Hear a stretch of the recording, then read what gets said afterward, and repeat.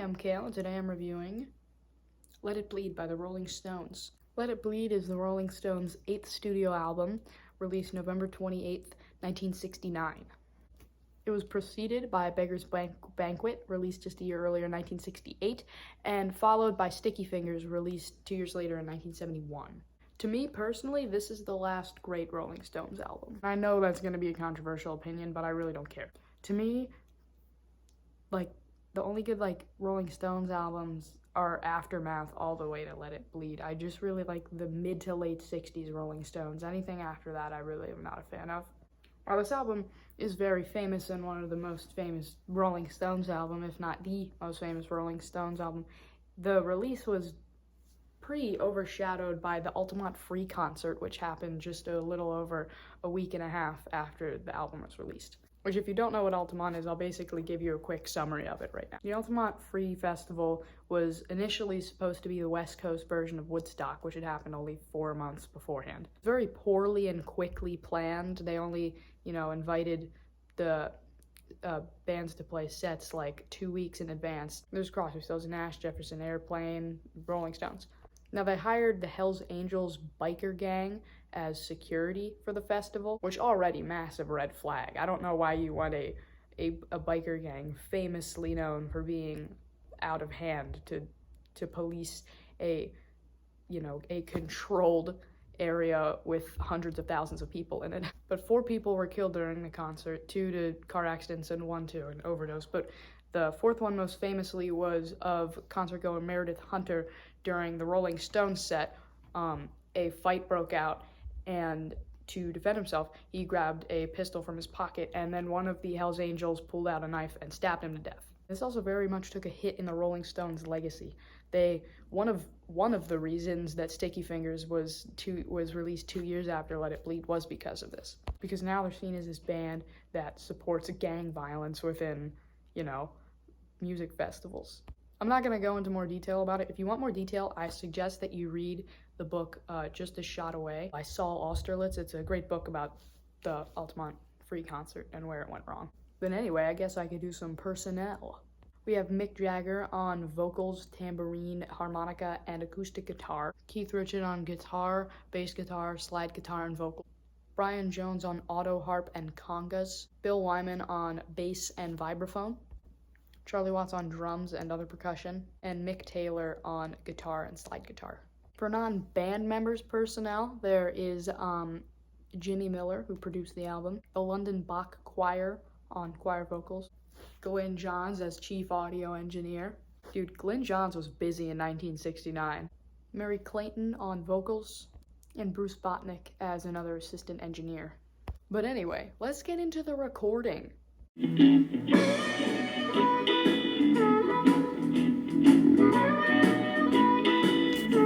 Now, dedicated recording sessions for this album specifically started in around February of 1969, but they started recording stuff for it way back during the Beggar's Banquet sessions even. You Can't Always Get What You Want was recorded in November of 1968, and one of the recordings was on the Rolling Stones Rock and Roll Circus, which I talked about in a quick one video where they performed it for the first time, and it was supposed to be like the grand entrance of the song, and then later it would be released as a single, but then that movie was shelved until 35 years later. So yeah, but basically recording for the album started earlier, but dedicated recording sessions for the album was February of 1969. Mostly all was well with the band at this point, except for the original lead guitarist and leader of the band, Brian Jones. From 1967 all the way to his death, Brian Jones started just terribly abusing drugs. To the point where in Beggar's Banquet sessions, he was still sort of in the loop, but most of the time he was just kind of out of it. Now, in the Let It Bleed sessions, it got so much worse. He basically didn't do anything. He was just disassociated, sitting in the corner practically the whole time. He only has 2 contributions on this whole album, and everything else is just slide guitar on one demo. Now, the band was starting to get fed up with this. Keith Richards was doing all of the guitar parts at this point, along with Mick Taylor, who was a new member of the band that they had sort of recruited since Brian Jones was off doing nothing. They considered firing him at one point and didn't really hammer it down. But in May of 1969, Brian Jones got into a motorcycle accident where basically he just didn't show up for the recording sessions at all. So the Stones were just like, no, you're out of the band. Get out. And sadly, just a little over a month later, he was found dead at the bottom of his pool. And to me, I think this was what marked the downfall of the Rolling Stones, is Brian Jones' death. Now, I'm not really a huge fan of, like, 1963 to 1965 Rolling Stones, but during, like, aftermath to Let It Bleed is great. And I think Let It Bleed was their last great album since, I don't know, they didn't have Brian Jones as, like, a creative outlet or whatever. And Sticky Fingers, to me, is very underwhelming. Sorry, but you just can't convince me to like Exile on Main Street. I don't like it. So stop trying to convince me to like it. I don't like it, okay? Just stop. Also, something I completely neglected for some reason in the personnel, Ian Stewart plays all the piano on this album. Anyway, should we get in the track-by-track breakdown? It wasn't a yes, we will.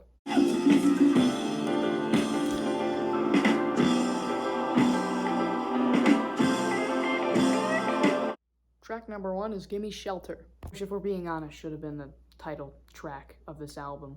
I don't know why they went with Let It Bleed. Because Gimme Shelter is arguably the second most famous song on this album. The crowded nature of the whole song is supposed to give off the feel that, like, the war's closing in on everyone and there's no escaping it at this point. While that is the official meaning of the song literally did start out just about a storm. Keith Richards started writing it just about seeking shelter from a literal storm. Like, not even a metaphor, just seeking shelter from a literal storm. The song is sung with 2 lead vocals, one from Mick Jagger and one from Mary Clayton. Mary Clayton mostly did backup singing for a lot of pop records, but she also made a few of her own in the early 60s. But during the song, Mick Jagger and Mary Clayton sort of switch between verses. And the story behind how she got to do vocals on the song is that she got called up at like 2 in the morning to come down to the studio and do vocals for it, and she hammered it out in like less than an hour, all while 6 months pregnant. However, she suffered a miscarriage a week later. This album is just full of sad stories. There's just a lot of sad. There's just a lot of sad in this album. Also, a fun fact, after the final take of Gimme Shelter, the neck of Keith Richards' guitar just fell off. It just fell off. Seconds after he finished the recording. It just, boop, and it's gone. It was also played at most live shows that the Rolling Stone did or does, most notably, again, at the Altamont concert, and they were actually performing the song while Meredith Hunter was killed. Oh, and the album just gets darker and darker from here. Next up is Love in Vain. Love in Vain was originally a Robert Johnson tune from the late 20s. This song is also the first appearance of a mandolin on the album. There's a lot of mandolin on this album, actually. There's not a whole lot to it, but, you know, a lot of albums in the late 60s just really like to throw in some blues standards in there. Next up is Country Honk. So this song is sort of a Revolution 1 type of deal, where it's not an independent song, it's a version of their previous single, Honky Tonk Woman, which was the A-side single, which was an A-side non-album single released in May of 1969.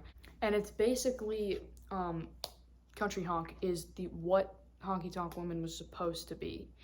Honky Tonk Woman is like a hard rock song, right? But it was supposed to be sort of like a country western song. I don't know, I said that whole sentence like I was having a stroke. It was originally supposed to be a western song, but then it ended up being a hard rock song, but they took the original country demo and put it on Let It Bleed. It's also our first introduction to Mick Taylor, the new Stones guitarist who did slide guitar.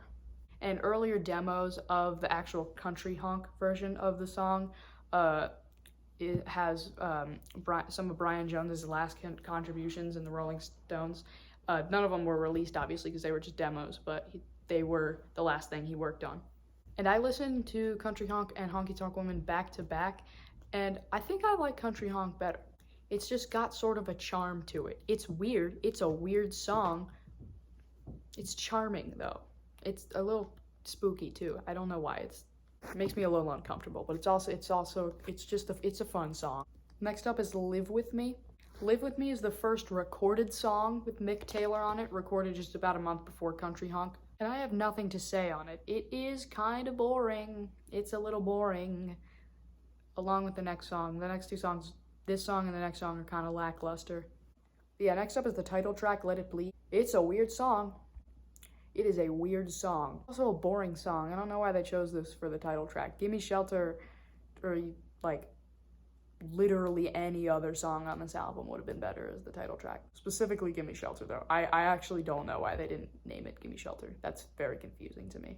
Cause like it's not even like it was a single or anything, or like it's more famous than Gimme Shelter. They just like pulled out a random track and were like, yeah, we're gonna make this the title of the album. Yeah, it's not a great song. Oh, but opening up side 2, we have Midnight Rambler. So you know how I said it was this album was gonna get darker?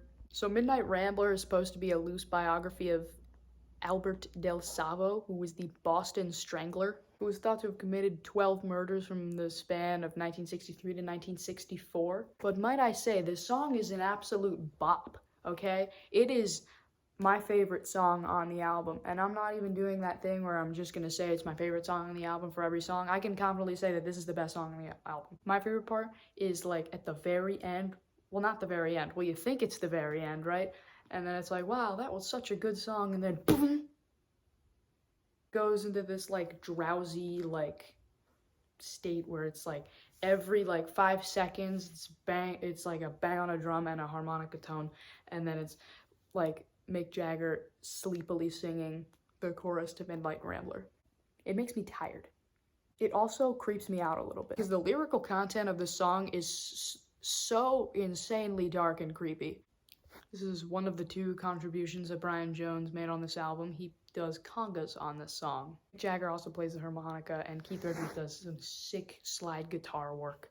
And I first heard of this song on an episode of The Office when basically I think it's Andy, Daryl, and Kevin have this band, and then they get kicked out of it by Robert California and all his friends, and then they start playing Midnight Rambler.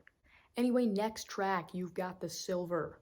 You Got the Silver has no contribution from Mick Jagger whatsoever, as he was in Australia shooting the film Ned Kelly at the time of recording. And the common theory is that Mick Jagger was supposed to do lead vocals on the song, but since he was busy in Australia, Keith Richards just did it, which is the first time on a Rolling Stones song that Keith Richards had lead vocals on a song all the way through. He had like harmony vocals with Mick Jagger, and he's had like switching between verses, but this is the first song he's had lead vocals all the way through.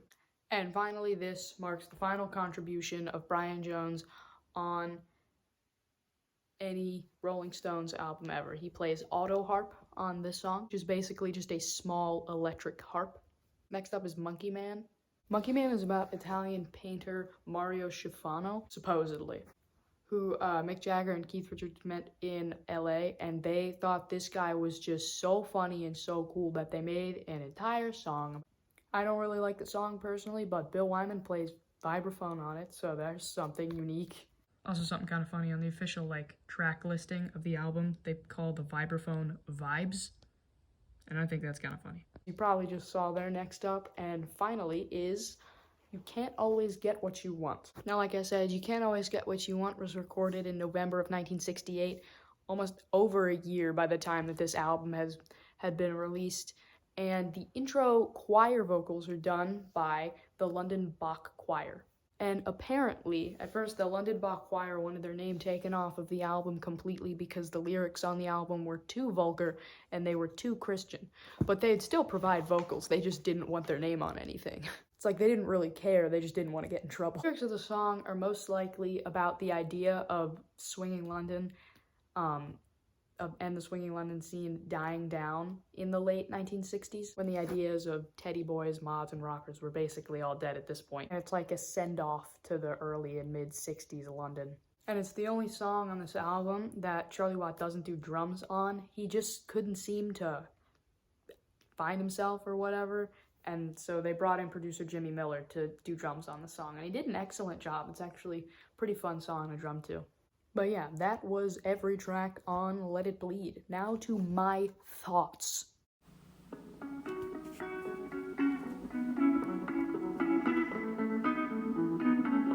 My thoughts are that it's good.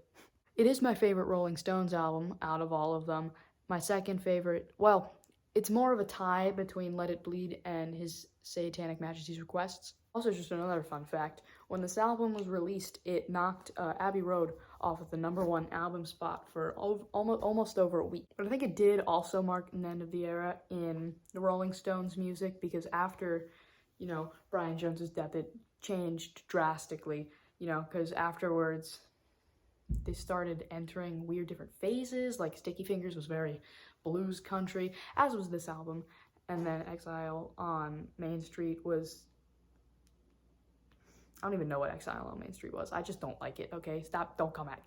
They started to get into like pop and like disco and like glam. I'd say Let It Bleed is the last consistent Rolling Stones LP. I also have a feeling that like after I post this video, I'm gonna listen to Sticky Fingers and Exile on Main Street, and it's gonna become like my favorite album, and I'm gonna regret making this video. Anyway, yeah, I think that's it. It was Let It Bleed. See you guys next time.